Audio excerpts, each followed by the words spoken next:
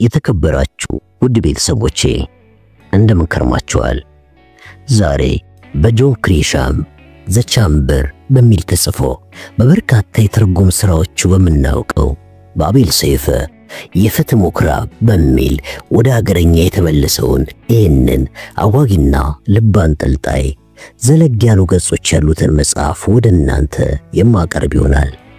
ታዲያ እናንተም ትረካው ብዙዎች ጋር ይደርስ ዘንድ ላይክ እያደረጋችሁ ጀምሮ ሐሳብ አስተያየት ካላችሁ በኮሜንት ቦታው ላይ መልከታችሁን አስቀምጡልኝ እያልኩኝ ወደ ዝግጅት ያልፋለሁ። አመሰግናለሁ።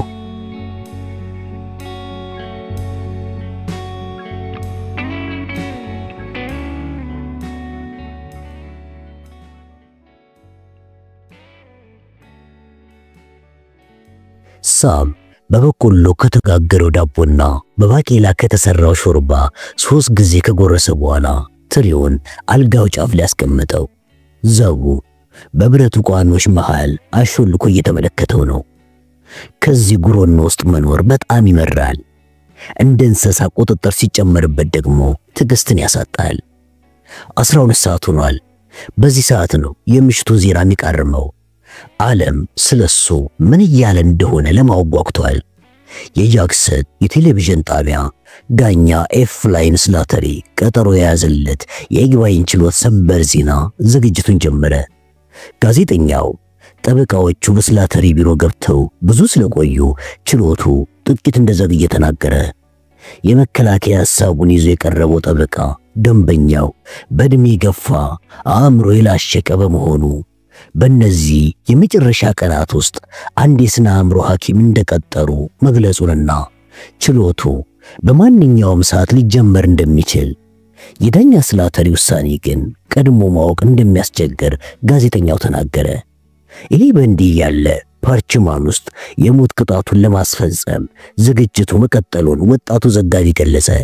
ወዲያውኑ አንድ ሌላ ወጣት ድምጽ ማውጊያውን ይዞ በወይን ቤቱ በራፍ ላይ ታየ። ጥበቃው ተጠናክሯል። መንገዱ በሰዎችና በመኪናዎች ተጨናንቋል። ተቆጣጣሪዎቹ አይኖቻቸውን የዘረኞቹ አባላት ላይ ተክለዋል። ነጮችና ሌሎች የሞት ቅጣት ተቃዋሚዎች አካባቢውን ወረውታል። ካሜራው መልሶ ፊቱን ወደ ሪፖርተሩ አዞረ። ከጋዜጠኛው ጎን የሞት ቅጣቱ አስፈጻሚና የፓርችማን ተቆጣጣሪ ኮሎኔል ጆርጅ ኑጀንት ቆሟል። ኑጀንት ሁሉም ነገር በቁጥጥር ስር እንደሆነና ፍርድ ቤቶቹ ውሳኔ ካሳለፉ በሕጉ መሰረት ቅጣቱ እንደሚፈጸም ተናገረ። ሳም ቴሌቪዥኑን አጠፋው። ስለ ችሎቱ ጉዳይ አዳሞል ከ2 ሰዓታት በፊት ደውሎ ነግሮት ነበር። ሳም እሱን አእምሮ እንደላሸቀ አስመስሎ የማቅረቡን ሐሳብ አልወደደውም። ሞትን ቁጭ ብሎ መጠበቁ አስከፊ ቢሆንም እሱን እንደ እብድ አድርገው የማቅረባቸው ጉዳይ መብቱን የተጋፋበት ያህል እንዲሰማው አድርጎታል። ሞቃታማው ወይን ቤት ጸጥታ ሰፍኖበታል። ቴሌቪዥኖችና ሬዲዮኖች ተዘግተዋል። በሚቀጥለው ክፍል ውስጥ ፕሬቸር ቦይ የመከራ መስቀል የሚለው መዝሙር እየዘመረ ነው። የሳም አዲሱ ልብስ ወለሉ ላይ በጥንቃቄ ታጥፎ ተቀምጧል። ነጭ ከጥጥ የተሰራ ሸሚዝ፣ ነጫጭ ካልሲዎችና ቡናማ ቀለም ያላቸው መቀየሪያ ልብሶች እሱን እየጠበቁ ነው። ዶኒ ከሰዓት በኋላ መጥቶ ለ1 ሰዓት ያህል ሲያጫውተው ነበር። መብራቱን አጥፍቶ አልጋው ላይ ዝና ብሎተኛ። 30 ሰዓታት ይቀሩታል።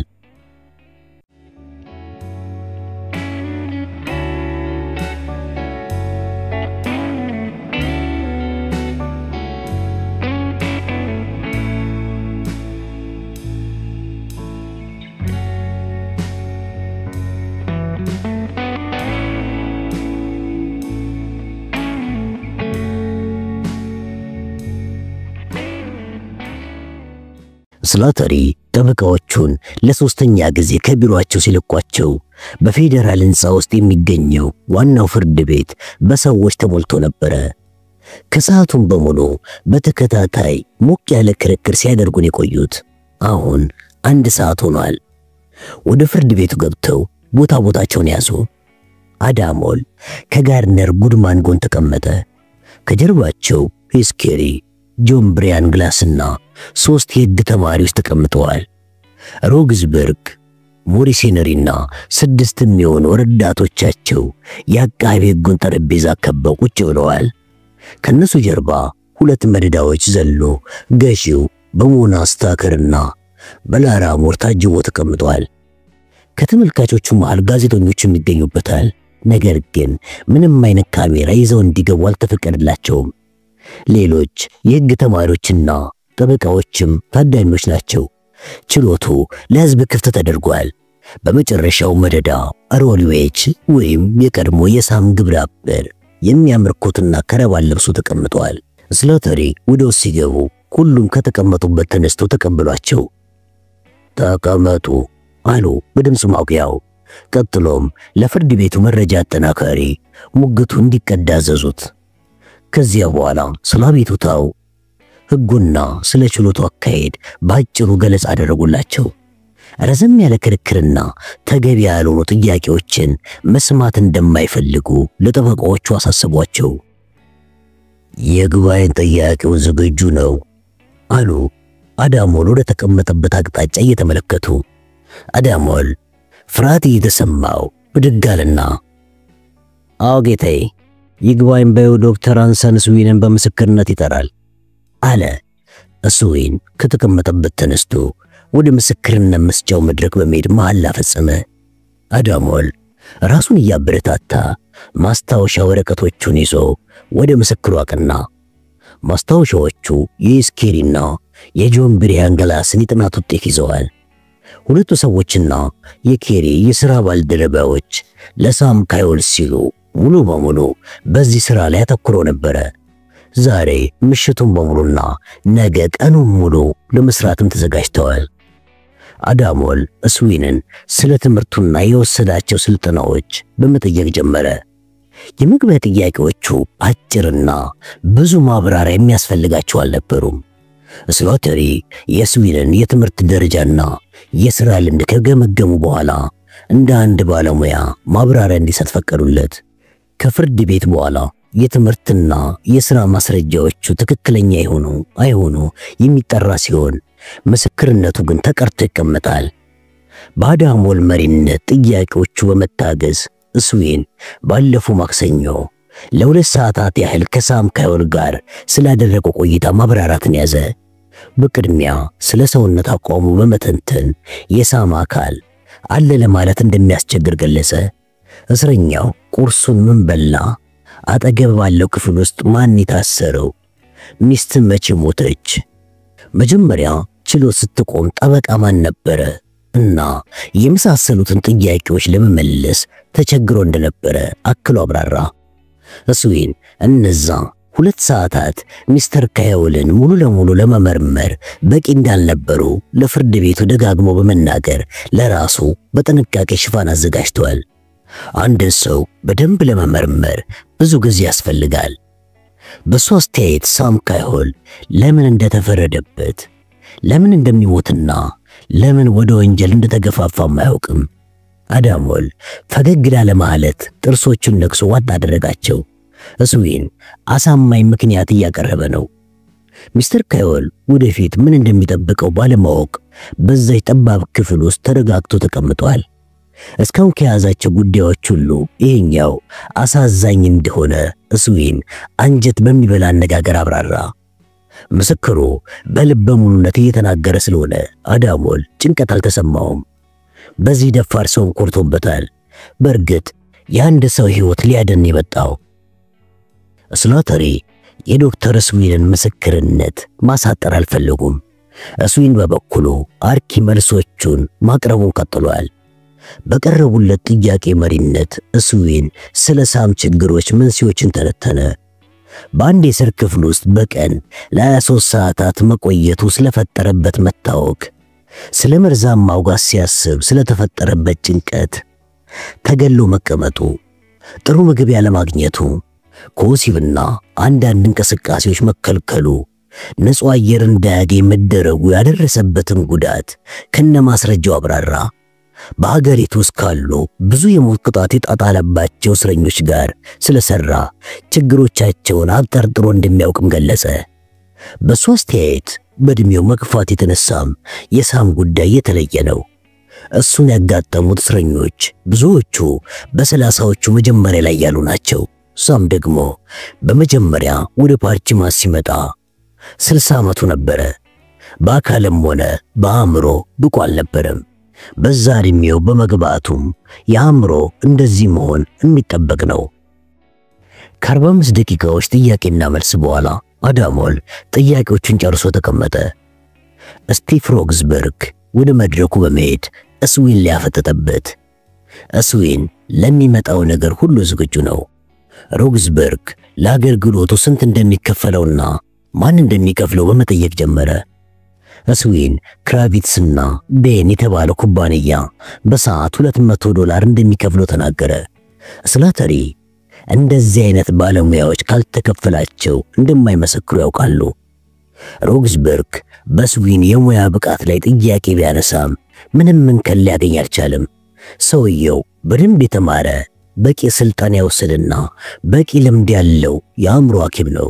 ስለዚህ ተጨማሪ ገንዘብ ለማግኘት በሙያው ምስክር ሆኖ መቅረቡ ጉዳት የለውም። ሮግስበርግ በዚህ ሊከራከር አልፈለገም። ሮግስበርግ ከዚህ በፊት እስዊን በምስክርነት ስለቀረበባቸው ሙግቶች መጠየቅ ሲጀምር አስገራሚ ነገሮች መከሰት ጀመሩ። አንድ ሕፃን ኦሂዮ ውስጥ መኪና ውስጥ እያለ ነዶ ነበረ። ያን ጊዜ እስዊን የሕፃኑ አእምሮ ሙሉ በሙሉ ከጥቅም ውጭ እንደነበረ መስክሮ ነበረ። ብቃት የሚታይበት አስተያየት አልነበረም። ጥያቄዎች ወደ ምን የሚያመሩ ናቸው በማለት ስላተሪ ድምጻቸውን ከፍ አድርገው አቋረጡት። ሮግስበርግ ማስታወሻ ወረቀቱን መልከት አደረገ። የተከበሩ ዳኛ፣ የምስክሩን ብቃት ማነስ ለማጣራት እየሞከርን ነው። አውቃለሁ፣ ግን ይሄ የሚያስኬድ አይደለም ሚስተር ሮግስበርግ። ምስክሩ ከዚህ በፊት በተለያዩ ችሎት ላይ ምስክርነት እንደሰጡ ፍርድ ቤቱ ያውቃል። ዋናው ማንሳት የፈለከው ፍሬ ሐሳብ ምንድነው? ምስክሩ ገንዘብ ከተከፈላቸው የተዛቡ ምስክርነቶችን በመስጠት ወደ ኋላ እንደማይሉ ለማሳየት እየሞከርን ነው ጌታዬ። ጠበቃዎቹም እንደዚያ ያደርጋሉ ሚስተር ሮግስበርግ። በታዳሚዎች መሃል መጠነኛ ሳቅ ተሰማና ወዲያውኑ ጸጥ አለ። ይሄን መስማት አልፈልግም አለ ስላተሪ ፈጠን ብሎ። አሁን መቀጠል ትችላለህ። ሮግስበርግ ተደናግጦ መቀመጥ ነበረበት፣ ነገር ግን አላደረገውም። ጥያቄውን በመቀጠል እስዊን ሳም ላይ ስላደረገው ምርመራ ጠየቀው። እስዊን በቂ ምላሽ በመስጠት ልፋቱን ምን አደረገበት? ስለ ሳም መጥፎ ሁኔታ ላይ መገኘት አብራርቶ ተናገረ። ሮግስበርግ ቀዳዳ ባለማግኘቱ ወደ መቀመጫው ተመለሰ። እስዊን ከመድረኩ እንዲወርድ ተደረገ። የሚቀጥለውና የመጨረሻው ተከላካይ ጠበቃ ወደ መድረክ የተጠራው ምስክር አግራሞትን ፈጠረ። ሚስተር ኢጋርነር ጉድማን። ጋርነር መሐላ ከፈጸመ በኋላ መቀመጫውን ያዘ። አዳሞል ሳም ካዮልን ስለወከለው ድርጅት በመጠየቅ ጀመረ። ጉድማን አጥር አድርጎ መለሰለት። ስላተሪ ይህንን ቀድሞ ያውቁ ነበረ። ሳም ክራቪትስና ቤን የተባለውን ኩባንያ እንዲወክለው ለማድረግ ያደርግ የነበረውን ጥረት ሲያስታውስ ጉድማን ፈገግ አለ። ክራቪትስና ቤን ኩባንያ አሁን ሚስተር ካዮልን ይወክላቸዋል በማለት አዳሞል ጥያቄውን ሰነዘረ። አዎ እንወክላቸዋለን። እዚህ ጃክሰን ውስጥ የተገኛችሁትም ጉዳዩን በመያዝ ነው? ትክክል ነው። ሚስተር ጉድማን ሳም ካዮልን ስለ ክራመር የቦምብ አደጋ ለጠበቆቹ ነግረዋል ብለው ያምናሉ? ነግረዋል ብዬ አላምንም። ሮልዌች ቀና ብሎ በጥሞና መከታተል ጀመረ። እባክዎትን ስለዚህ ጉዳይ ሊያብራሩልን ይችላሉ? ይቻላል። ክራመር ላይ የቦምብ ጥቃት ሲደርስና ከዛ በፊትም በደረሱት የቦምብ ጥቃቶች ውስጥ ከሳም ካዮል ሌላ ሰዎች እንደነበረበት ብዙ ማስረጃዎች አሉ። ስለዚህ ጉዳይ ሚስተር ካዮል ከኔ ከግል ጠበቃውና የፍርድ ቤት ጠበቃዎች ጋር ለመነጋገር ፈቃደኛ አይደሉም። በዚህ ሰዓት እንኳን ከጠበቆቻቸው ጋር በግልጽ መወያየት ሲገባቸው አላደረጉትም። ብዙ ማወቅ የሚገባን ነገሮች ነበሩ፣ ነገር ግን አይነግሩንም። ሮልዌች ፍርሃቱ ለቆ ትፎ ያለ። ሳም እየለገመ ቢሆንም ጠበቆቹ የተቻላቸውን እየጣሩ ነው። አዳሞል ጥቂት ጥያቄዎች አክሎ ተቀመጠ። ሮግስበርግ አንድ ጥያቄ ሰነዘረ። ለመጨረሻ ጊዜ ከሚስተር ካዮል ጋር የተነጋገሩት መቼ ነው? ጉድማን መልስ ለመስጠት ትንሽ አመነታ። ከዛም ጊዜውን መዘነና መቼ እንደሆነ በትክክል አላስታውስም። እርግጠኛ አይደለሁም። 2 ወይም 3 ዓመት ሳያልፉ አይቀርም። 2 ወይም 3 ዓመት? እና እርሶ የእርሳቸው ጠበቃ ነው ታዲያ? እኔ ከጠበቆቹ መሃል አንዱ ነኝ። በዚህ ጉዳይ ዋናው ጠበቃ ሚስተር ካዮል ነው። ያለፈው ወር በሙሉ አብሮት ነው ያሳለፈው። ሮግስበርግ ተመልሶ ሲቀመጥ ጉድማን ወደ መቀመጫው ሄደ። ተጨማሪ ምስክር የለንም ክቡርነቶ አላዳሞል። ሚስተር ሮግስበርግ የመጀመሪያ ምስክርህን ጥራ አለ ስላተሪ።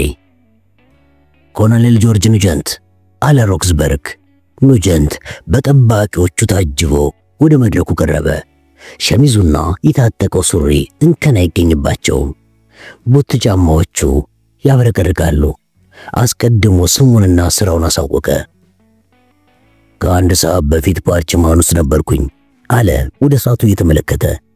ገና ከሄሊኮፕተር መውረዴ ነው። ሳም ካዮል ለመጨረሻ ጊዜ ያየው መቼ ነው በማለት ሮግስበርግ ጠየቀው። ጠዋት 3 ሰዓት ላይ ወደ ምርመራ ክፍል ወስደነዋል። አዎ ያን ጊዜ አነጋግሬው ነበረ። አእምሮ ንቁ ነበር ወይስ በፍርሃት ጥግ ላይ ተቆራምቶ ተቀምጦ ነበር? አዳሞል ለመቃወም ብድግ ሲል ጉድማን እጁን ይዞ አስቀረው። ፍጹም ንቁ ነበረ አለ ኑጀንት። አእምሮ በሚገባ ይሰራ ነበረ። ከአንዱ ክፍል ወደ ሌላው ለምን እንደተዘዋወረም ጠይቆኝ ነበረ። ምን እየተካሄደ እንደሆነም ያውቃል። ነገር ግን ያለበት ሁኔታ አልወደደው። ሳም ሰሞኑን ሁሉም ነገር አስጠልቶታል። ትላንትና አይተው ነበረ? አዎ። ትላንትና መናገር ይችል ነበር ወይስ እንዲሁ ተጋድሞ ነበር? እንደውም አፉ አላርፍ ብሎ ነበረ። ስለምን ጉዳይ ስታወሩ ነበረ? ለሱ የሚዘጋጁ አንዳንድ ነገሮች ነበሩኝ። አዎ እኔም በጣም ነው የሚጠላኝ። እንዲሁም አስፈራርቶኝም ያውቃል። የሱም ምላስ መቋቋም ከባድ ነው። መጨረሻ ላይ መብላት ስለሚፈልገው ምግብ፣ ስለ ታዛቢዎቹና ስለ ግል ዕቃዎቹ በእርጋታ ተነጋግረን ነበረ።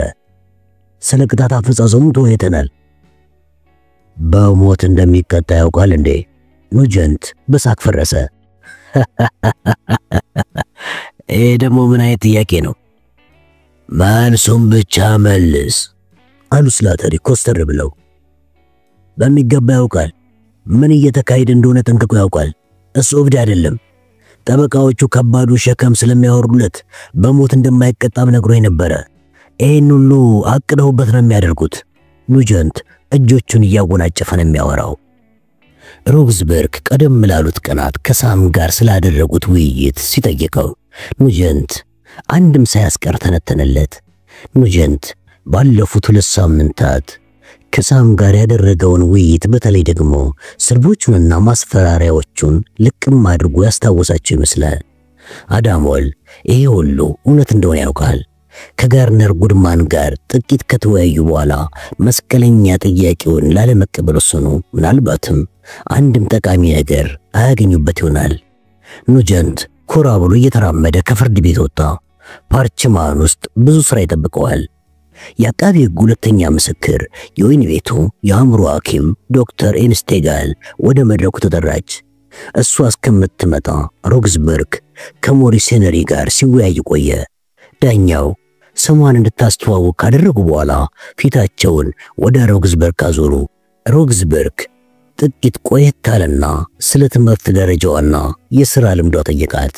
ከዚያም ዶክተር ስቴጋል ከሳም ጋር መቼ ነው የተገናኘሽው ሲል ጠየቃት። የያዘችውን ወረቀት መልከት አደረገችና ማክሰኞ ሐምሌ 26 በማለት መለሰች። ጉብኝቱ ለምን ዓላማ የተደረገ ነበረ? የሥራ አንድ አካል እንደመሆኑ በየጊዜው የሞት ፍርድ የተፈረደባቸውን እስረኞች ጎበኛቸዋለሁ። በተለይ ደግሞ ቅጣቱ ሊፈጸምባቸው የተቃረቡትን ቶሎ ቶሎ ከታተላቸዋለሁ። ከጠየቁኝ የምክር አገልግሎትና መድኃኒትም ሰጣቸዋለሁ። ስለ ሚስተር ካዮል የአእምሮ ሁኔታ ልታብራሪልኝ ትችያለሽ? ንቁህና ብሩህ አእምሮ አለው። ምላሱ አደገኛ ነው። እኔን አይወደኝም። እንደውም ደግመሽ እንዳትመጪ ብሎኝ ነበረ። ስለ ቅጣቱ ተናግሮ ያውቃል? አዎ 13 ቀናት ብቻ እንደቀሩትና በዚህ ሰዓት ለምን መድኃኒት ትሰጪኛለሽ ብሎ ወቅሶኝ ነበረ። የጓደኛው የራንዲ ዶፕሬ አእምሮ እንደተቃወሰ ነግሮኝ ነበረ። ለዚህም ተወቃሽ ያደረገው የኔን ክትትል አለማድረግ ነበረ። በአንቺ አስተሳሰብ የአእምሮ ብቃቱ ቀንሷል ብለሽ ታምኛለሽ? በፍጹም አልቀነሰም። አእምሮ አሁንም ስል ነው። ሮግዝበርግ ጥያቄን ጨርሻለሁ አለና ተቀመጠ። አዳሞል ወደ መድረኩ ተጠጋ። ዶክተር ስቴጋል ራንዲ ዶፕሬ እንዴት ነው በማለት ድምጹን ዝርግ አድርጎ ጠየቃት። እኔ እስካሁን ድረስ በምን ሁኔታ ላይ እንዳለ ለማየት እድል አላገኘው። ሳም ስለመታመሙ ከነገረሽ 11 ቀናት አልፈዋል። አንቺ ግን እንዴት እንደሆነ ለማየት አልጨከንሽም አይደለ? በጣም ስራ በዝቶብኝ ነበረ። ይህን ስራ መስራት ከጀመርሽ ስንት ጊዜ ሆነሽ? 4 ዓመት። በእነዚህ 4 ዓመታት ውስጥ ሳም ካዮልን ለምን ያህል ጊዜ ነው ያናገርሽው? አንድ ጊዜ ብቻ። የሞት ፍርድ ስለተፈረደባቸው እስረኞች ግድ የለሽም አይደለ ዶክተር ስቴጋል? በጣም ነው ማስብላቸው። አሁን የሞት ቅጣት የተላለፈባቸው ስንት እስረኞች አሉ? እርግጠኛ አይደለሁም። ወደ 40 የሚጠጉ ይመስለኛል። ከነሱም ማለት ስንቶቹን አናግረሻል? የተወሰኑትን ልጠቅሽልኝ ትችያለሽ? በፍርሃት በብስጭት ወይም በቸልተኝነት ይሁን ባይታወቅም ዶክተሯ ዝም ብላ ቀረች። ፊቷን ወደ አንድ አቅጣጫ ዙራ ስሞቹን ከአየር ላይ መልቀም ተችል ይመስል አፍጥጣ ቀረች። አዳሞል እንድታስብ ጥቂት ጊዜ ከሰጣት በኋላ አመስግኗት ቀስ ብሎ ወደ መቀመጫው ተመለሰ። የሚቀጥለው ምስክር ጥራ አሉ ስላተሪ። አቃቤ ሕጉ 50 አለቃ ክላይድ ፓከር ይጠራ። ፓከር ወደ ፊት ለፊት ቀረበ። ዩኒፎርሙን እንደለበሰ ነው። ሽጉጡን ግን አልያዘም። እውነቱን ለመናገር ማለና መቀመጫውን ያዘ። አዳሞል በፓከር እዚህ መገኘት አልተደነቀም። ያየውን የሚናገር ታማኝ ሰው ነው አለ ፓከር ስለ ሳም ሲያብራራ።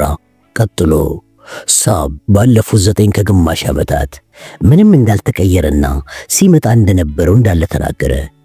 በየቀኑ ደብዳቤዎችንና የሕግ ማመልከቻዎችን ይጽፋል። ብዙ መጽሐፍትን አንብቧል። በተለይ ለሕግ መጽሐፍት ቅድሚያ ይሰጣል። በእስር ቤት ላሉ ጓደኞቹ ወደ ሚስቶቻቸውና የፍቅር ጓደኞቻቸው የሚላኩ ደብዳቤዎችን ይጽፍላቸው ነበር። የፍርዱ ቀን ደርሶ ከመገደሉ በፊት ራሱን ለማጥፋት በማሰብ ሲጋራ አከታትሎ ያጨሳል። ለጓደኞቹ ገንዘብ ያበድራል። እንደ ፓከር ሐሳብ ከሆነ ሳም ከዛሬ 9 ዓመት በፊት በነበረበት ሁኔታ አእምሮ ንቁና ፈጣን ነው።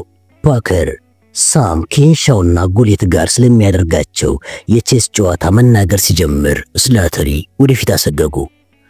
አሸንፎ ያውቃል በማለት ዳኛው ንግግሩን አቋረጡት። ሁልጊዜ የሚያሸንፈው እሱ ነው ማለት ይቻላል።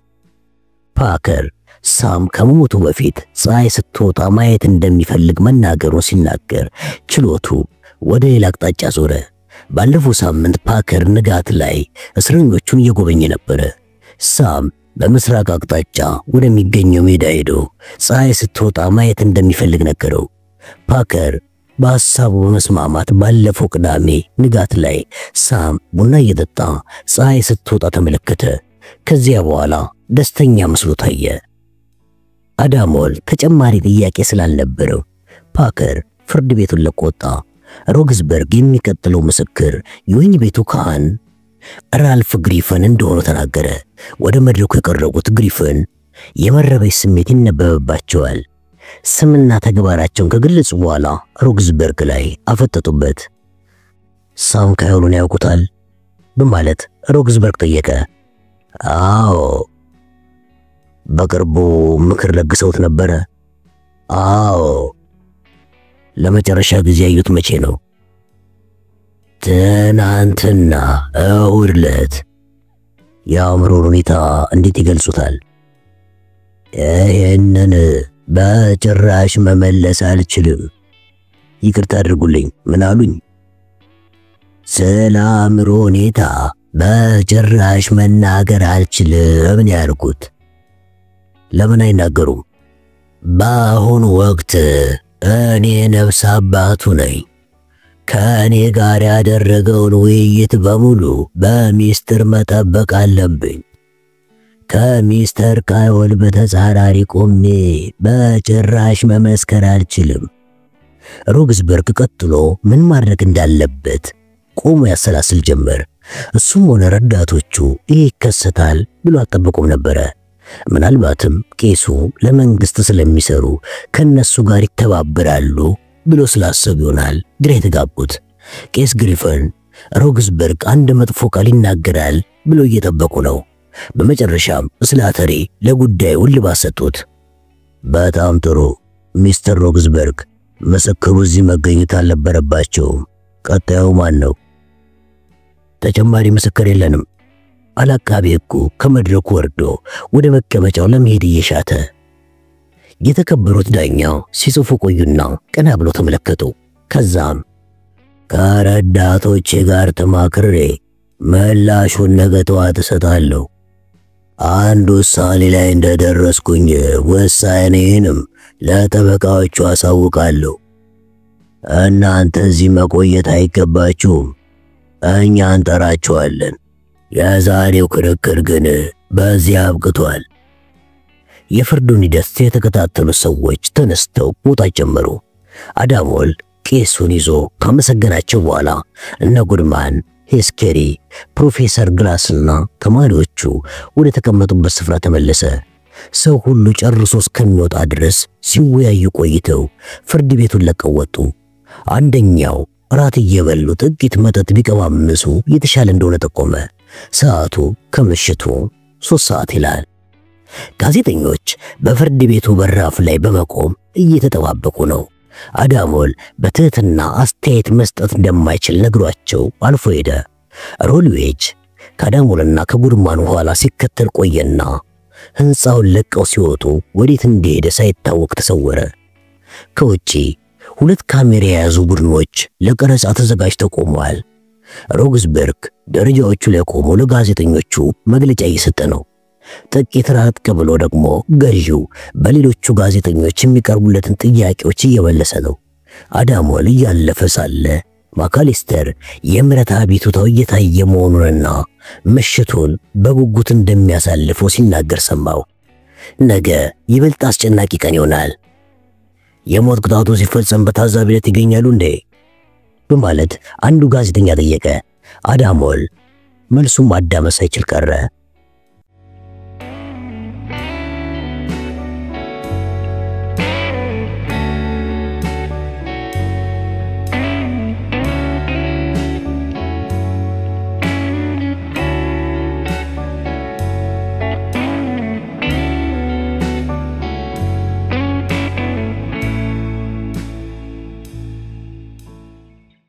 ሳም በጨለማ ውስጥ ተንጋሎ እኩለ ሌሊት እስከሚደርስ መጠባበቅ ያዘ። ችሎቱ እንደተፈጸመ ዜና ላይ ተመልክቷል። ሰዓቱ እየሮጠ ነው። ሕይወቱ በአንድ የፌዴራል ዳኛ እጅ ላይ ያለችው። እኩለ ሌሊት ሲሆን አይኖቹን ጨፍኖ መጸለይ ጀመረ። ሊን ከችግሮቿ ሰውሮ ከካርመን ጋር እንድትኖር እንዲያደርጋትና አዳሞልም ወደፊት የሚመጣውን መከራ የሚሸከምበትን ትከሻ እንዲሰጠው ለእግዚአብሔር ተማጽኖ አደረሰ። 24 ሰዓታት ይቀሩታል። እጆቹን ደረቱ ላይ አጣምሮ አንቀላፋ።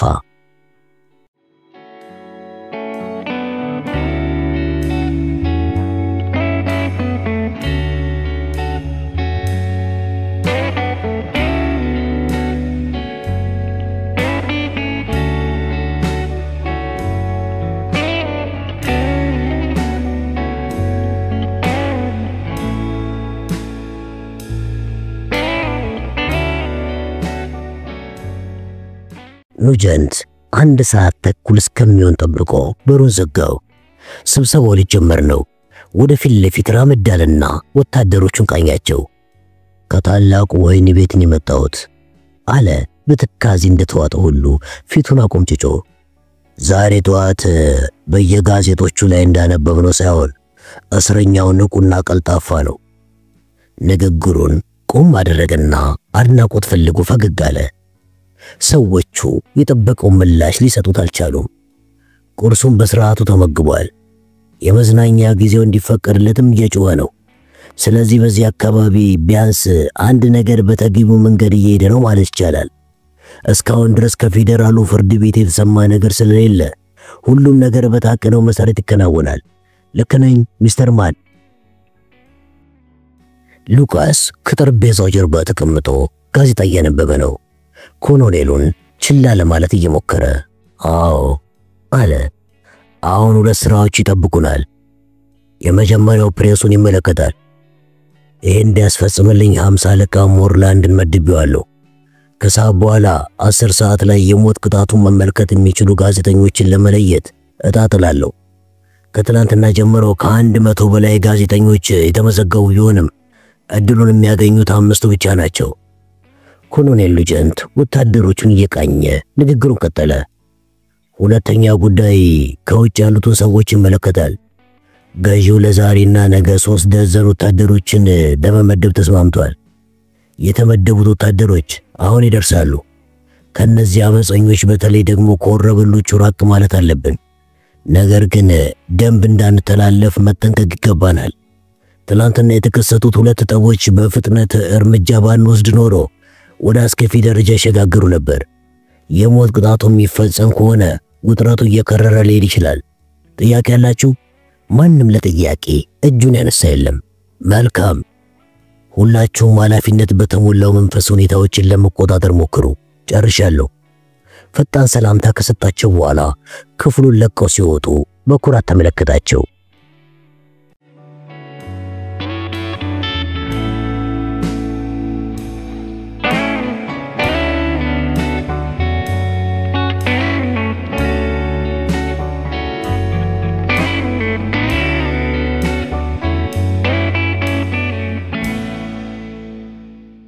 ሳም አግዳሚ ወንበር ላይ እግሮቹን አንፈራጦ በመቀመጥ የጂቢ ጉሌትን መምጣት እየተጠባበቀ ነው። ኩባያ ውስጥ የቀረውን ቡና ጨለጠው። ጉሌት ወደ ውስጥ ገባና ካቴናዎቹ እስከሚወልቁለት ድረስ ቆመ። የእጁን አንጓዎች አሻሽቶ ከፀሐይ ብርሃን ራሱን ለመከላከል እጁን አነሳ። ጓደኛው ብቻውን ተቀምጧል። ወደ አግዳሚ ወንበር ጠጋልና ቦታውን ያዘ። ሳም ቀና ብሎ እንኳን አልተመለከተውም። ጥሩ ዜና አለ እንዴ? በማለት ጉሌት ፍርሃት እያነቀው ጠየቀ። እውን ሊፈጸም ነው ማለት ነው? ዝም ብለህ ተንቀሳቀስ አለ ሳም ጠባቂዎቹ ላይ ያፈጠጠ። ሊሆን አይችልም ሳም፣ ቀድሚያ የምትሄደው አንተ ነህ። ተንቀሳቀስ አልኩህ እኮ። ጉሌት ቀስ ብሎ አይኖቹን ወደ መቆጣጠሪያው ቦርድ ላካቸው።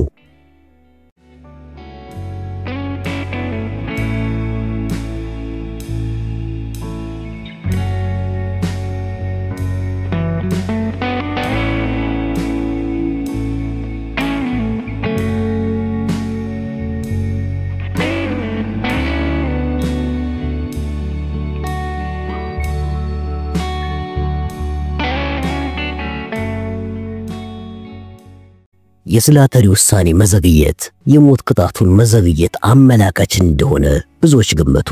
ይሄ ግን የተቃዋሚዎቹ ምኞት ነበር። 3 ሰዓት እስከሚሆን ምንም አልተሰማም። 3 ሰዓት ተኩል ሆነ። ምንም ነገር የለም። አዳሞል በስኬሪ ቢሮ ተቀምጦ እየተጠባበቀ ነው። ባለፉት 24 ሰዓታት ቢሮውን ሲሰራበት ነው የቆየው። ጉድማን ወደ ገዢ ቢሮ የሚደወሉትን ስልኮች እየተቆጣጠረ ነው። ይሄ ተግባሩ ሳምን እንደሚታደገው ተስፋ አድርጓል። ጆን ብሪያንግላስ በስላተሪ ቢሮ በራፍ ቆሟል። ስላተሪ አቤቱታቸውን ውድቅ ካደረጉት ወዲያውኑ ለአምስተኛው ተዘዋዋሪ ችሎት አቤት ይላሉ። አምስተኛው ተዘዋዋሪ ችሎት አቤቱታቸውን ውድቅ ካደረገው ደግሞ ወደ ዩናይትድ ስቴትስ ከፍተኛ ፍርድ ቤት የሚገባው ማመልከቻ ኬሪ አዘጋጅቶታል። ማመልከቻዎቹ እየተጠባበቁ ነው። ሁሉም ነገር እየተጠባበቀ ነው። አእምሮን ስራ ላለማስፈታት በማሰብ አዳሞል ወደሚያውቃቸው ሰዎች ስልክ መደወል ጀመረ። ወደ በርክሌ ለካርመን ደወለላት። አሁን እንደተኛችና ደህና እንደሆነች ነገረችው። ወደ ሊ መኖሪያ ቤት ደወለ። መልስ የለም። ወደ ፊሊፕ ቢሮ ደውሎ ከጸሐፊዋ ጋር ተነጋገረ። ወደ ዳርሊን ደውሎ መቼ እንደሚመለስ እንደማያውቅ ነገራት። ማካሊስተር በሰጠው የግል ስልክ ቁጥር ቢደውልም መስመሩ የመያዝ ምልክት አሰማው። ምናልባትም ጉድማን ይዞት ይሆናል። ቀጥሎ ለሳም በመደወል ስለ ትላንትና ምሽት ችሎት ነገረው። የቄስ ራልፍ ግሪፍንን ተግባር እንዳደነቀው ገለጸለት።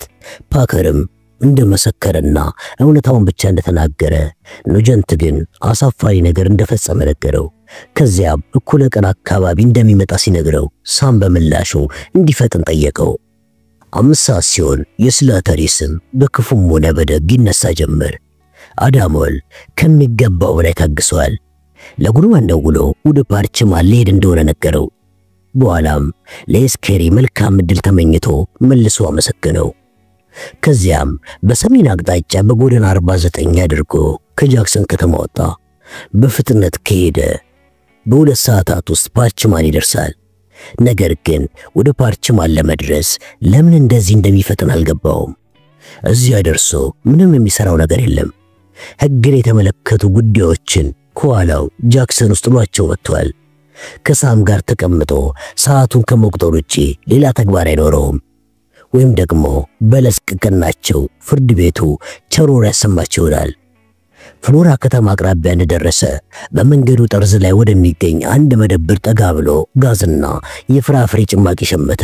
መኪናውን ገና ከማስነሳቱ መኪና ውስጥ የሚገኘውን ሬዲዮ ከፈተው። ፕሮግራም አቅራቢው ካዮልን በሚመለከት አንድ ዜና እንደደረሰው ተናገረ። የዩናይትድ ስቴትስ የፌደራል ዳኛ ኤፍ ፍላይን ስላተሪ ካዮል የአእምሮ ብቃት ማነስ ችግር አለበት ተብሎ የቀረበውን አቤቱታ ውድቅ አድርገውታል። ጉዳዩ በአንድ ሰዓት ጊዜ ውስጥ ለአምስተኛው ተዘዋዋሪ ችሎት ይቀርባል። ሳም ካዮል ወደ ሞት እየቀረበ መሆኑን ጋዜጠኛው አክሎ ዘገበ። አዳሞል የመኪናውን ፍጥነት ከመጨመር ይልቅ ፍጥነቱን ቀንሶ ከጭማቂው ተጎነጨለት። ሬዲዮውን ዘጋው።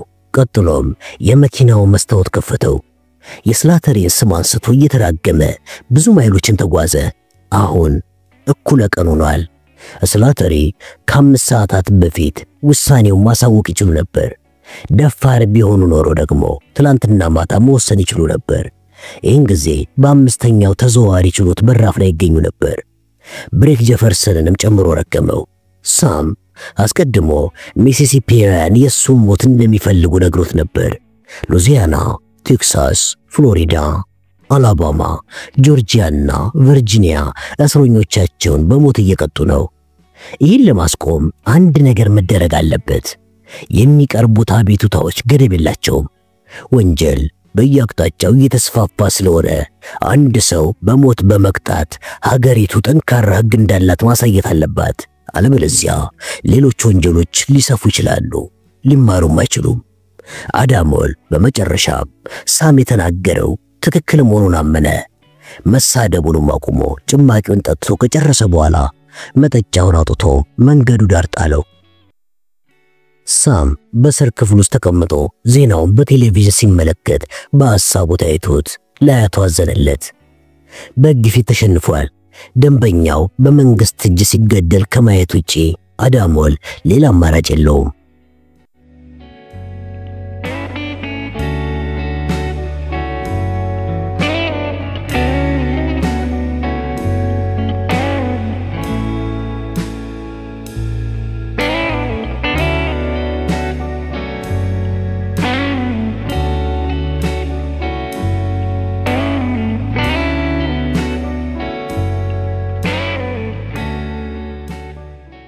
ዜናው በጎብኚዎች መካከል የሚገኙትን ሪፖርተሮች አነቃቃቸው። በየተንቀሳቃሽ ቴሌቪዥኖቻቸው ላይ በማፍጠጥ የሥራ ባልደረቦቻቸው ከጃክሰንና ከሜምፊስ ሆነው የሚያቀርቧቸውን ዜናዎች እየተከታተሉ ነው። ቢያንስ 4 የሚሆኑ የቴሌቪዥን ጣቢያዎች ዘገባዎቻቸውን ከፓርችማን በቀጥታ እያስተላለፉ ነው። ጋዜጠኞቹ የተሰበሰቡበት አካባቢ በገመድ የተከለለ ከመሆኑ በተጨማሪም የኑጀንት ወታደሮች በአይነ ቁራኛ እየተከታተሏቸው ነው። መንገዱ በዜናው በተረበሹ ሰዎች ተሞልቷል። ወደ 100 የሚጠጉ የቡድኑ ደጋፊዎች ፊታቸውን ወደ አስተዳደሩ ሕንጻ በማዞር እየጮሁ ነው። ወሮ በሎች፣ ናዚዎችና አሪያኖችም ድምፃቸውን እያሰሙ ነው። መነኩሴዎችን ጨምሮ ሌሎች ሰላማዊ ተቃዋሚዎች ጃንጥላዎቻቸውን ዘርግተው በዝምታ ተቀምጠዋል። ሳም ዜናውን የሰማው ከመጨረሻ ወራት በፊት የሚቀርበውን የተርኒፕ አትክልት እየተመገበ ሳለ ነበር። አይኖቹን አፍጥጦ ቴሌቪዥኑ ከጃክሰን ወደ ፓርችማን እየተመላለሰ ትዕይንቱን ሲያሳይ ተመለከተው። ከዚህ በፊት አይቶት የማያውቀው አንድ ጥቁር ጠበቃ እሱና ሌሎች የካዮል ጠበቃዎች ምን እንደሚያደርጉ ለጋዜጠኞች መግለጫ ሲሰጣየው ምግቡን በልቶ እንደጨረሰ ጎርጓዳው ሰሃን ከአልጋው ግርጌ ጎን በተቀመጠው ትሪ ላይ አኖረው። ከዚያ ወደፊት ተራምዶ አፍጥጦ የሚመለከተውን ዘባየው። መተላለፊያው ጸጥታ ሰፍኖበታል። ሌሎች እስረኞች በየክፍሎቻቸው የሚገኙትን ቴሌቪዥኖች ድምፁን ቀንሰው በአንክሮ እየተከታተሉ ነው። በአካባቢው ምንም የሚሰማ ድምፅ የለም። ቀዩን ዩኒፎርም አውልቆ ወደ ጠጎረወረው። ከጎማ የተሰሩትን ነጠላ ጫማዎች ዳግመኛ ላለማየት ወደ አልጋው ስር አሽከነጠራቸው። ከዚያም የመጡለትን አዳዲስ ልብሶች አልጋው ላይ በጥንቃቄ ካስቀመጣቸው በኋላ አጭር እጅግ ያለውን ሸሚዝ አንስቶ ለበሰው። ሸሚዙ ሰውነቱ ላይ ልክክ አለ። ቀጥሎም ካኪ ሱሪውን አጥልቆ ዚፑን ዘጋው። ሱሪው ትንሽ ስለረዘመው አልጋው ላይ ቁጭ ብሎ በጥንቃቄ አጠፈው። ካልሲዎቹ ወፈር ያሉ ናቸው። ጫማዎቹ በመጠኑ ቢሰፉትም መጥፎ የሚባሉ አይደሉም። የለበሰው አዲስ ልብስ በድንገት ከእስር ቤት ውጪ ስላለው ዓለም አሳሰበው። ወደ ወህኒ ቤቱ ከመወርወሩ በፊት ለ40 ዓመታት ያህል እንደነዚህ ያሉ ልብሶችን ሲለብስን ይኖረው። ቡና ወደሚሸጥባቸው መደብሮች ሲሄድም ሆነ በዘረኛው ቡድን ስብሰባዎች ላይ ሲካፈል እነዚያን ልብሶች ነበር የሚለብሰው። አዎ ወደ ግሪንቫይል አምርቶ የአይሁዳውያንን ቢሮ በቦምብ ሲያጋየውም የለበሰው ያንኑ ልብስ ነበረ። አልጋው ላይ ተቀምጦ እግሮቹን አሻሻቸው። እነዚህን ልብሶች ከለበሰ 9 ከግማሽ ዓመታት አልፈዋል። አሁን ግን ልብሶቻቸው በመርዝ ሊታጠን ነው። ከሞተ በኋላ ልብሶቹን አውልቀው በቦርሳ ውስጥ ካስቀመጧቸው በኋላ ያቃጥሏቸዋል።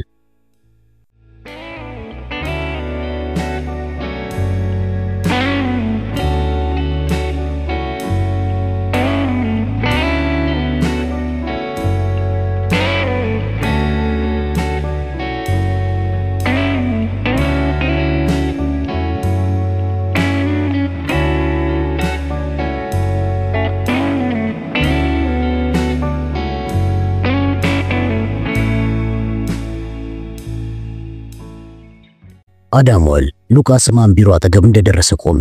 ሉዊስ አንድ አስቸኳይ መልእክት ያዘለ ማስታወሻ ወረቀት ሰጠችው። ሉቃስ ማን ወደ ቢሮ እንዳስገባው በሩን ዘጋው። አዳሞል ሳምን ለማየት ጓጉቷል። 5ኛው ተዘዋዋሪ ችሎት ከግማሽ ሰዓት በፊት አቤቱታውን ተቀብሏል አለ ሉቃስ ማን። ወደ ጃክሰን መደወል ከፈለክ የኔን ስልክ መጠቀም ትችላለህ። አመሰግናለሁ። በእስር ቤት ውስጥ ያለውን ስልክ እጠቀማለሁ። ጥሩ። በግማሽ ሰዓት ወደ አቃቢ ሕጉ ቢሮ ስለምደውል አዲስ ነገር ከሰማው ደውዬ እነግርሃለሁ። አመሰግናለሁ አለ አዳሞል እየተቁነጠነጠ። ሳም የመጨረሻው ራት በመገኝ ፈልግ ይሆን እንዴ? እስኪ አሁን እኔ ጠይቀዋለሁ። ጥሩ። ለኔ ደውልልኝ ወይም ለፓከር ንገረው። የታዛቢዎችስ ጉዳይ እንዴት ነው? ሳም ምንም ታዛቢ አይፈልግም። አንተስ? እኔ እንድገኝ እንደማይፈልግ ከዚህ በፊት ተናግሯል። ጥሩ። ሌላ የምናገረው ነገር የለኝም። እዚህ ያሉትን ፋክስ፣ ስልክና የመሳሰሉትን ነገሮች መጠቀም ትችላለህ። አመሰግናለሁ አለ አዳሞል ከቢሮ ይወጣ። በቀስታ ወደ ወህኒ ቤቱ እያሽከረከረ ከሄደ በኋላ አጥሩ ጎን ቆሻሻው ላይ ቆመ። ከዚያም ዘቦቹ ወደሚቀመጡበት ማማ ሄዶ ቁልፎቹን ማስቀመጫ ውስጥ ጨመራቸው።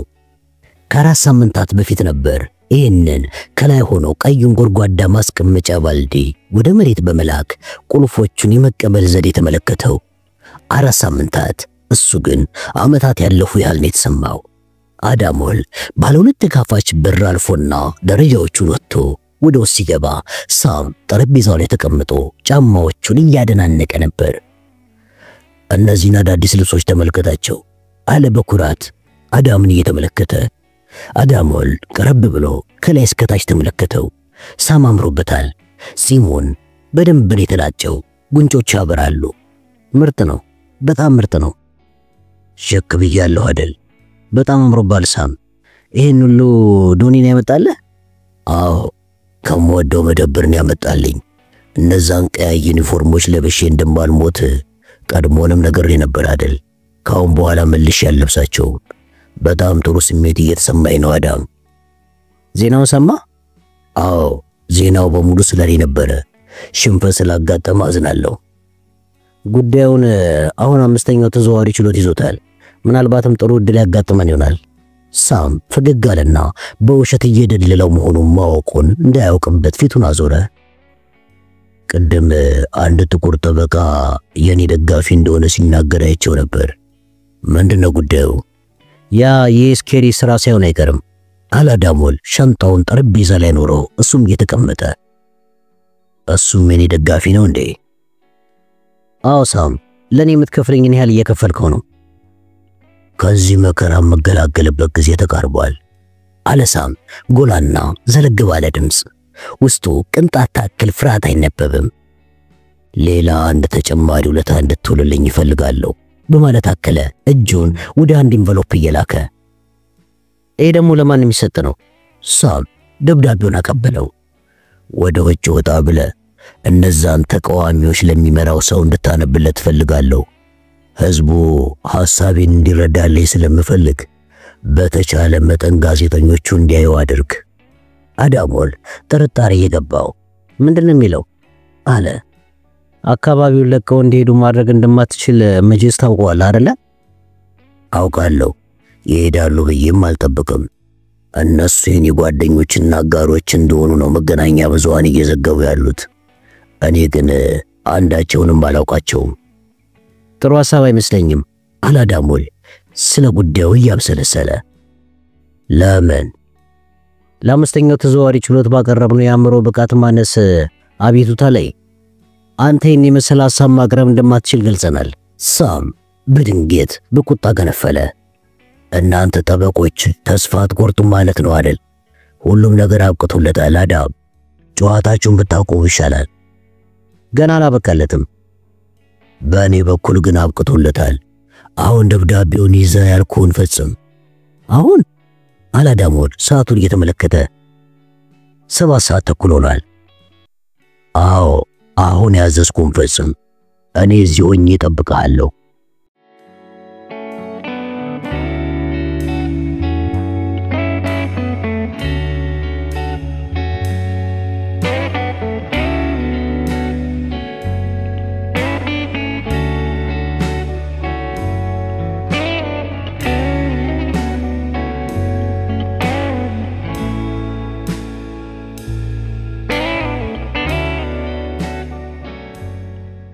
አዳሞል ወደ ፊት ለፊቱ በር በማቅናት የዘቦቹ ቤት ጎን ቆመና ምን ማድረግ እንደሚፈልግ ለሉዊስ ነገራት። ፊቱ ላይ ፍራቻ ይነበባል። ወደ ነጩ ኤንቨሎፕ በጥርጣሬ ተመለከተችና ሁለቱን ዩኒፎርም የለበሱ ወታደሮች ጠራቻቸው። አዳሞል በወታደሮቹ ታጅቦ ተቃውሞ ወደሚደረግበት ክልል አመራ። ተቃውሞውንም እየዘገቡ የነበሩ ጋዜጠኞች አዳምን ስላዩ እየተከተለተሉ መጡ። አዳምና ዘቦቹ ግን የጋዜጠኞቹን ጥያቄ ችላ በማለት የአጥሩን ጥግ ይዘው በፍጥነት መራመዳቸውን ቀጠሉ። አዳሞል የፈራ ቢሆንም የዘቦቹ መኖር ምንም ነገር እንደማይደርስበት ተሰምቶታል። በቀጥታ ነጭና ሰማያዊ ቀለም ወዳጌጠው የተቃዋሚዎቹ ድንኳን በማምራት ነጭ ቀሚስ አጥልቀው በሚጠብቁ ሰዎች ፊት ቆመ። ጋዜጠኞቹ አዳምን ዘቦቹንና ተቃዋሚዎቹን ከበዋቸው የሚመጣውን እየተጠባበቁ ነው። ኃላፊው ማን ነው? አለ አዳሞል ትንፋሹን ዋጥ አድርጎ። ማን ነው የሚፈልገው? በማለት ጥቁር ጺሙን ያጎፈረ አንድ ጠይም ወጣት መልሶ ጠየቀ። ወደፊት ጠጋ ሲል ላቡ በቅንድቦቹ አልፎ ጠብ አለ። ከሳም ካዮል የተላከ መልእክት ይዤ መጥቻለሁ አለ አዳሞል ጮክ ብሎ። ሰዎቹ እየተጠቡት ነው። ካሜራዎች መንቀጫቀጫቸውን ቀጥለዋል። ጋዜጠኞቹ ድምጽ ማጉያዎችና ድምጽ መግጃቸውን ደግነዋል። ጸጥታ በማለት አንዱ ጮኸ። አንድ አይነት ቀሚስ የለበሱ የተቃዋሚዎቹ አባላት ወደ አዳሞል ጠጋ በማለት ሰብሰብ ብለው ቆሙ። ብዙዎቹ ቆብ አላደረጉም። ባለፈው አርብ ያያቸው ሰዎች በሰዎቹ መሃል የሉ። እነዚህኛዎቹ ጠባጫሪዎች ይመስላሉ። ሰው ሁሉ ረብሻውን አቁሞ አዳሞል የሚናገረውን ለማዳመጥ እየተጠባበቀ ነው። አዳሞል ወረቀቱን ከኢንቨሎፕ ውስጥ በማውጣት በሁለት እጆቹ ያዘው። አዳሞል እባላለሁ። የሳም ካዮል ጠበቃ ነኝ። አሁን ማነብላችሁ ራሱ ሳም የላከውን መልእክት ነው አለ። መልእክቱ ዛሬ ነው የተጻፈው። ሳም ይህንን መልእክት የነጮቹ የበላይነትን በመደገፍ ለሚንቀሳቀሱ ቡድን አባላትና እሱም በመደገፍ ዛሬ እዚህ ለተገኛችሁ ሰዎች እንዳነብላችሁ አዞኛል። ከዚህ እንደሚከተለው አነባዋለሁ። እባካችሁን አካባቢውን ለቃችሁ ሂዱ። የእናንተ እዚህ መገኘት ምቾቴን ነስቶኛል። የኔን ጉዳይ በመጠቀም የራሳችሁን ዓላማ ለማሳካት እየጣራችሁ እንደሆነ ተረድቻለሁ። እባካችሁን በፍጥነት አካባቢውን ለቃችሁ ሂዱ። የእናንተን አስመሳይነት ሳላይ በሞት እመርጣለሁ። አዳሞል ቀና ብሎ በቁጣ የፋሙትን ሰዎች ተመለከታቸውና የመጨረሻውን አንቀጽ እንደሚከተለው አነባዋለሁ አለ። ካሁን በኋላ የክራሪ ቡድን አባል አይደለሁ። ድርጅቱንም ሆነ ዓላማዎቹን አልደግፍም። ዛሬ የቡድኑ አባል ባለመሆኔ ከመቼውም ጊዜ በላይ ነፃነት ይሰማኛል። በመጨረሻም የሳም ካዮል ፊርማ ሰፍሮበታል። አዳሞል ወረቀቱን አጥፎ ለሰዎቹ እጁ ዘረጋላቸው። ሁሉ መናገር አቅቷቸው ደንዝዘዋል። ባለ ጥቁር ጺሙ ተቃዋሚ ደብዳቤውን ከአዳም ላይ ለመንጠቅ እጁን አወናጨፈ። ስጠኝ ብያለሁ በማለት ጮኸ። አዳም እጁን ዞር አደረገ። ከአዳሞል በቀኝ ጎን ቆሞ የነበረው ዘብ በፍጥነት ወደፊት በመራመድ ሰውየውን ገፋው። ሰዎቹ ጠባቂዎቹ ለመጋፈጥ ወደፊት ተጋሩ። ሁኔታውን ከርቀት ይከታተሉ የነበሩት ሌሎች ሰዎች በፍጥነት መጥተው ሲቀላቀሏቸው ዙሪያውን ከበው የነበሩ ሰዎች ወደ ኋላ ማፈግፈግ ጀመሩ። አዳሞል ወደ ሰዎቹ አፍጥጦ ከዚህ ጥፉ ብያችኋለሁ በማለት ጮኸ። ሳም እንዳለ ሰምታችኋል አይደለ? እጅግ ሲበዛ ያፍርባችኋል። ጋነው ግባ በማለት አለቃቸው በምላሹ ጮኸ። ሁለቱ ሰዎች አዳሞልን ይዘው በፍጥነት ወደ ወይኒ ቤቱ መመለስ ያዙ። ጋዜጠኞችና የካሜራ ባለሙያዎች ውር እያሉ ነው። ሰዎቹ የጋዜጠኞቹንና የተቃዋሚዎቹን ጋጋታ ጥሰው በማለፍ መኪናው ዘንድ አደረሱት።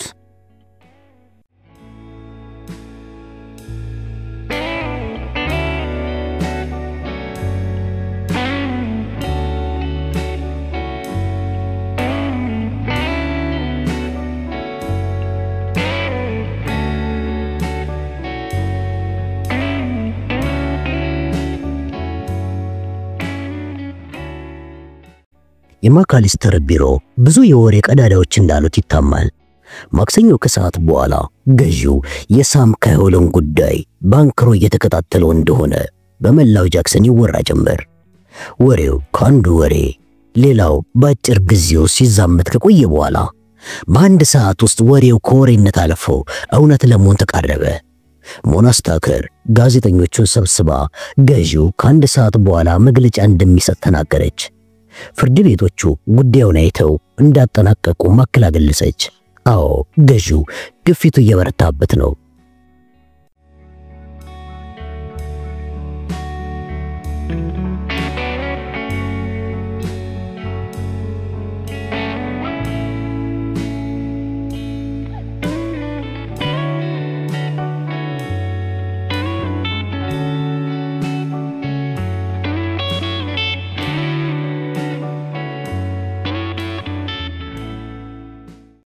አምስተኛው ተዘዋዋሪ ችሎት የመጨረሻውን ውሳኔ ለማሳለፍ ከ3 ሰዓት ያነሰ ጊዜ ወሰደበት። 10 ሰዓት ሲሆን ችሎቱ አቤቱታውን ውድቅ ያደረገውን ውሳኔ ጸሐፊው ለሁሉም አካላት በስልክ አሳወቀ። ወዲያውኑ የስልክ ልውውጦች መደረግ ጀመሩ። ኬሪና ጉድማን በፍጥነት አቤቱታቸውን ለዩናይትድ ስቴትስ ከፍተኛ ፍርድ ቤት በፋክስ ላኩት። አዳሞል ከጸሐፊው ጋር አንድ አጭር ውይይት አድርጎ ሲጨርስ ሳም የመጨረሻውን አካላዊ ምርመራ እያደረገ ነበር። ሳም የደም ግፊቱን በሚለካው ፍርሃት በሚነበብበት ወጣት ዶክተር ላይ እየጮህበት ነው። አምስተኛው ተዘዋዋሪ ችሎት አቤቱታችንን ውድቅ አድርጎታል አለ አዳሞል ረጋ ባለ ድምፅ። ሌላ ማመልከቻ ለከፍተኛው ፍርድ ቤት አቅርበናል። የተስፋይቱ ምድር ርቃለች አለ ሳብ ዶክተሩ ላይ ያፈጠጠ። ዶክተሩ በፍጥነት መሳሪያዎቹን ሻንጣ ውስጥ ከተተና ጨርሻለሁ ብሎ ወደ በሩ መራመድ ሲጀምር ለሞት ብቁ የሚያደርገኝ ጤንነት ላይ ይገኛለሁ ማለት ነው ሲል ሳም ጠየቀው። ዶክተሩ ግን በዝምታ በሩን ከፍቶ ወጣ። አዳሞል በከፍተኛው ፍርድ ቤት ጥሩ ነገር ሊገጥማቸው እንደሚችል ሊናገር ፈለገና የሳምን ሁኔታ ለውይይት የሚጋብዝ ስላልሆነ መልሶቶ ለነገሩ ተስፋቸው ስለተሟጠጠ ብዙ የሚነጋገሩበት ነገር የለም።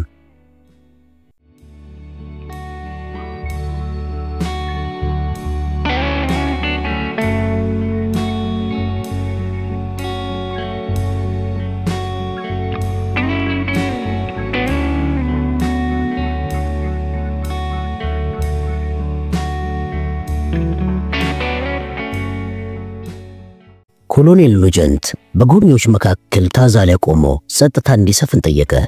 ከፊት ለፊት ባለው መስክ የሳም ግድያን ለመመልከት የዕጣ መውጫው ጊዜን የሚጠባበቁ ጋዜጠኞች ተሰብስበዋል።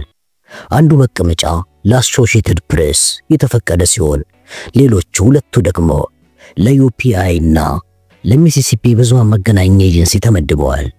ስለዚህ የሚቀሩት መቀመጫዎች 5 ይሆናሉ ማለት ነው። እነሱም በአጭር ጊዜ ውስጥ ዕጣ ተጥሎባቸው ወዲያውኑ ታዛቢዎቹ ተለይተው ታወቁ። ዕጣው የደረሳቸው ጋዜጠኞች በደስታ እየተፍለቀለቁ እርስ በርስ እንኳን ደስ ያለ መልእክት መለዋወጥ ጀመሩ።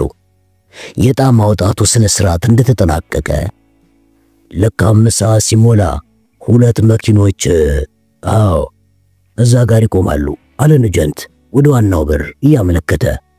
ዕጣ የወጣላችሁ ጋዜጠኞች የሞት ቅጣቱን ለመታዘብ ወደ ወህኒ ቤቱ ተወሰዳላችሁ። ካሜራም ሆነ የድምጽ መቅጃ ይዞ መምጣት አይፈቀድም። እዛ እንደደረሳችሁ ፍተሻ ይደረግላችኋል። በአዲሱ የአስተዳደር ሕንፃ ውስጥ በሚገኘው አዳራሽ ውስጥ ከ3 ሰዓት ጀምሮ ጋዜጣዊ መግለጫ ይሰጣል። ጥያቄ ያላችሁ? ጥያቄዎቹ ከየአቅጣጫው ወረፉ። በጥያቄዎቹ መሰረት ከተጎጂዎቹ ቤተሰብ እናትየው ኤሌት ክራመር በታዛቢዎቹ ክፍል እንደሚገኙና ስለ ገዢው ቦታው መገኘት ግን ምንም የሰማው ነገር እንደሌለ አብራራላቸው። በታዛቢዎቹ ክፍል የሚቀመጡ 13 ወይም 14 ሰዎች ይሆናሉ አለ ኑጀንት። በመሰዊያው ክፍል ደግሞ እኔን ጨምሮ 1 ቄስ፣ 1 ዶክተር፣ ስርዓቱን የሚያስፈጽመው ሰው፣ የወህኒ ቤቱ ጠበቃ፣ 2 ዘቦች ይገኛሉ አለና ከዚህ በላይ ጥያቄ አልቀበልም አመሰግናለሁ ብሎ ከታዛው ላይ ወረደ።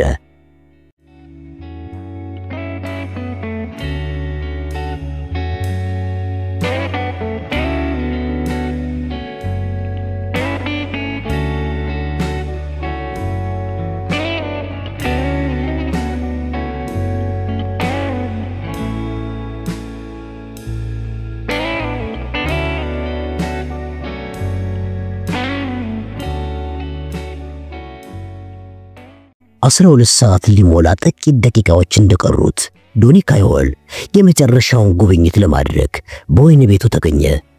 ወደ ጉብኝት ክፍሉ እንደዘለቀ ሽክ ያለው ወንድሙ ከአዳም ጋር በሳቅ ሲያውካካ አገኘው። ሳም ሁለቱንም ዘመዶቹን አስተዋወቃቸው። አዳሞል የሳምን ወንድም ላለመቅረብ እየተጠነቀቀ ነበር። ዶኒ ንጹህና የጠራ ልብስ ለብሷል።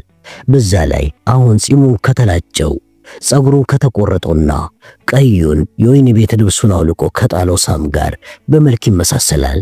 አዳሞል እንደፈራው ዶኒ ወግ አጥባቂ አይደለም። ይልቁንም አዳምን በማግኘቱ እንደተደሰተና ጠበቃ በመሆኑ እንደኮራበትም ገለጸለት። ቀለል ያለ ፈገግታና የሚያማምሩ ጥርሶች አሉት። አይኖች ውስጥ ግን ሐዘን ይነበባል። ስለ ይግባኙና ተስፋ ይኖራቸው እንደሆነ ዶኒ ጠየቀው።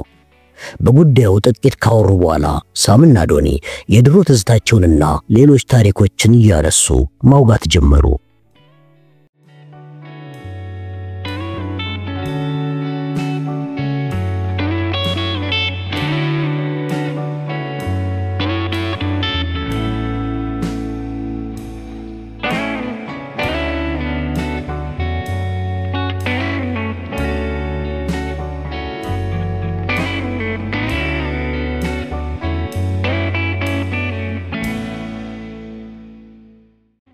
ሳም የመጨረሻ ራቱ ባለፉት 9 ዓመታት ሲመገቡት በኖሩት እንዲሰራ አልፈለገም።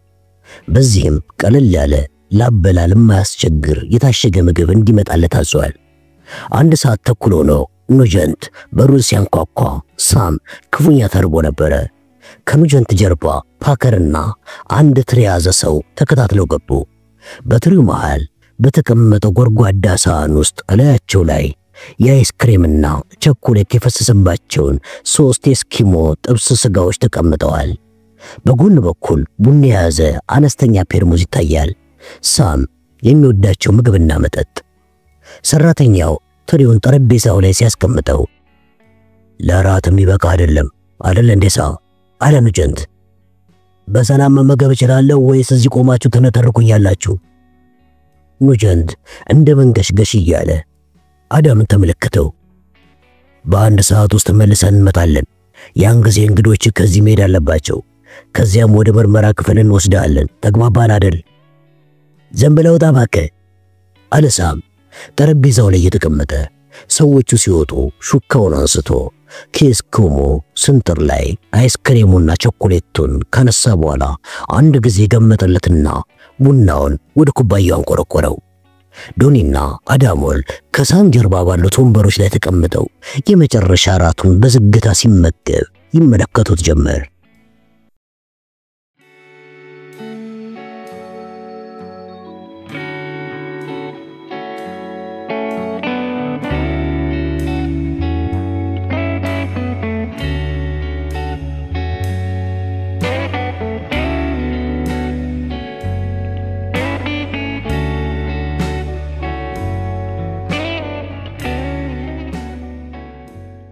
ከ11 ሰዓት ጀምሮ ከመላው ሀገሪቱ የተውጣጡ የጦር ሰራዊቱ አባላት የተለያየ ቀለምና መለያ ምልክት ባላቸው ትላልቅ ባለ 4 በር መኪናዎች በመሆን ወደ ከተማዋ ይጎርፉ ጀመር።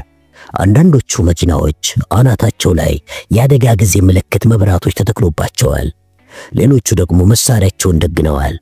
ሁሉም መኪኖች ረጃጅም አንቴናዎችን ሰክተዋል።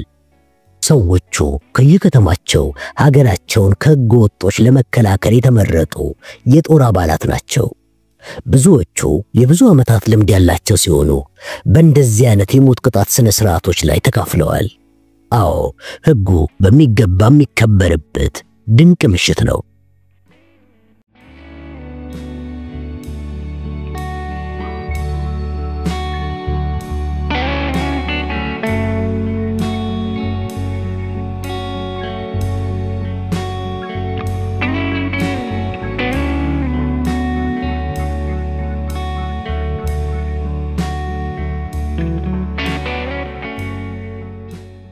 ጨለማው የፓርችማንን ደጃፍ ይበልጥ አስፈሪ አድርጎታል።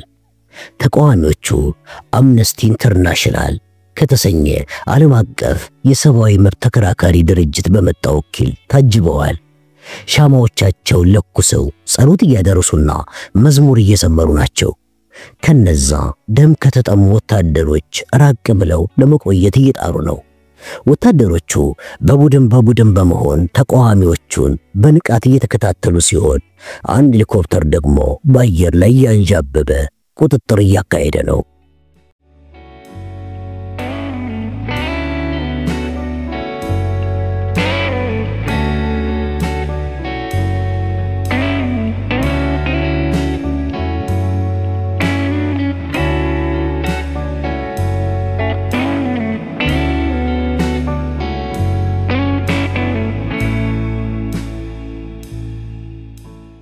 ጉድማን የገበያ ጥናቱ ስራው እንዲቆም አዘዘ። ባለፉት 5 ቀናት ከ2000 በላይ የስልክ ጥሪዎችን ስላደረጉ ይበቃቸዋል። የተማሪዎቹን ክፍያ ከፈጸመ በኋላ ስልኮቹን ተረከበና ስለ ውለታቸው አመሰግናቸው። እነሱ ግን ባልሞት ባይ ተጋዳይነት ወደ ቤተ መንግስቱ ሲሄድ አጅበው ተጓዙ። ገዢው አሁንም በሁለተኛው ፎቅ ላይ በሚገኘው ቢሮ ውስጥ ነው።